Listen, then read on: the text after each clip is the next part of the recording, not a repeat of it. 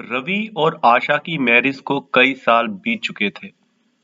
शुरुआत में उनका रिलेशन हंसी खुशी और प्यार से भरा था, लेकिन समय के साथ उनके जीवन में बिजीनेस बढ़ने लगी। एक दूसरे के लिए समय निकालना मुश्किल हो गया और अब उनके रिलेशन में पहले जैसी गर्माहट नहीं रही। कुछ दिनों पहले एक छोटी सी बात पर रवि और आशा की बहस हो गई। हालांकि मुद्दा बड़ा नहीं था, लेकिन समय के साथ मिसअंडरस्टैंडिंग बढ़ती गई। उनके ईगो और साइलेंस ने डिस्टेंस को और बढ़ा दिया। अब सिचुएशन यह थी कि वे एक ही घर में रहते और एक ही कमरे में सोते, लेकिन एक दूसरे से बात तक नहीं करते थे।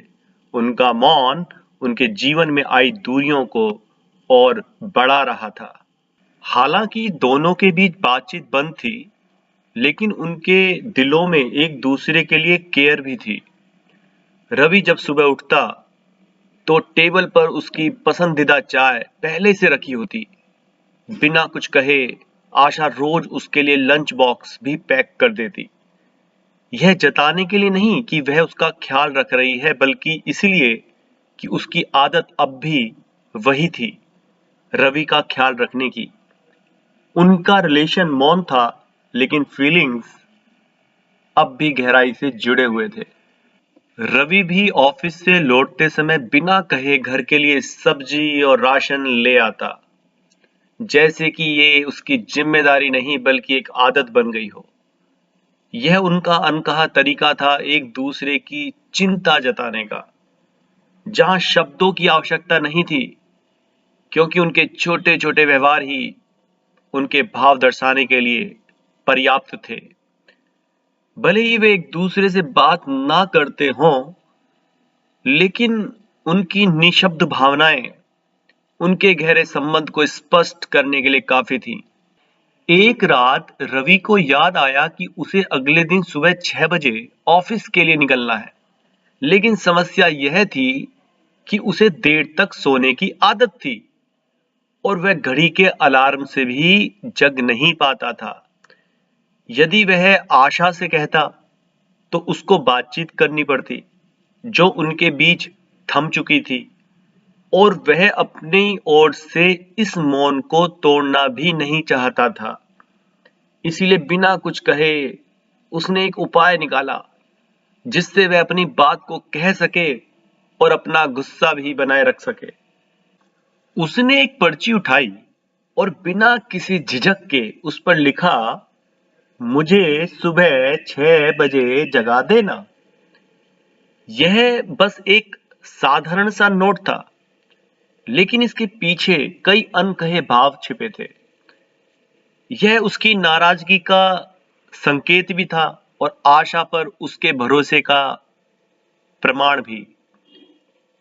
वह बोलकर नहीं कह सकता था, लेकिन कागज के जरिए उसने अपनी जरूरत जता दी, ये जानते हुए कि आशा इसे जरूर पढ़ेगी और बिना कुछ कहे उसकी बात मान भी लेगी।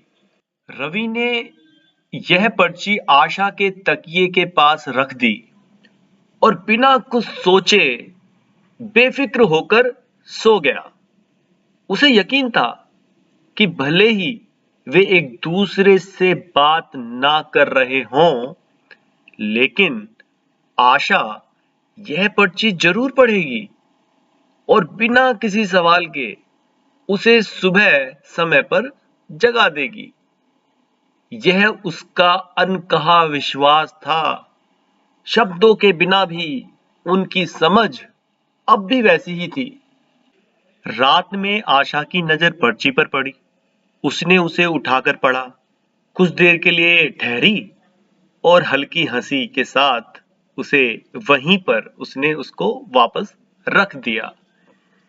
यह हंसी सिर्फ एक जवाब नहीं थी, बल्कि उन अनकहे भावों का प्रतिबिंब थी, जो अब भी उनके बीच विद्यमान थे। बिना एक शब्द बोले भी वह जानती थी कि रवि अब भी उस पर उतना ही भरोसा करता है और यह अनुभूति ही काफी थी। जैसे ही रवि की आंख खुली उसने घड़ी की ओर देखा। सुबह के 8 बज चुके थे। वह घबराकर बिस्तर से उठा। अरे, आशा ने मुझे उठाया क्यों नहीं?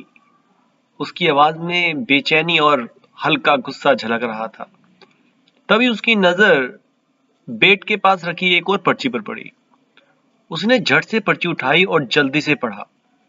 उस पर लिखा था, उठ जाओ, सुबह के 6 बज गए हैं। पढ़ते ही रवि सन्न रह गया। यह सिर्फ एक साधारण सा वाक्य नहीं था, बल्कि उसकी ही तरह आशा का अपना तरीका था, बिना कुछ कहे, बिना कोई शिकायत किए अपनी बात को कह जाने का। रवि ने जैसे ही पर्ची पढ़ी, वह एक पल के लिए चकित रह गया था। फिर धीरे धीरे उसके चेहरे पर हल्की हंसी फैल गई। आशा ने उसकी बात मानी जरूर थी, लेकिन अपने ही अंदाज में, ठीक वैसे ही जैसे वह हमेशा किया करती थी।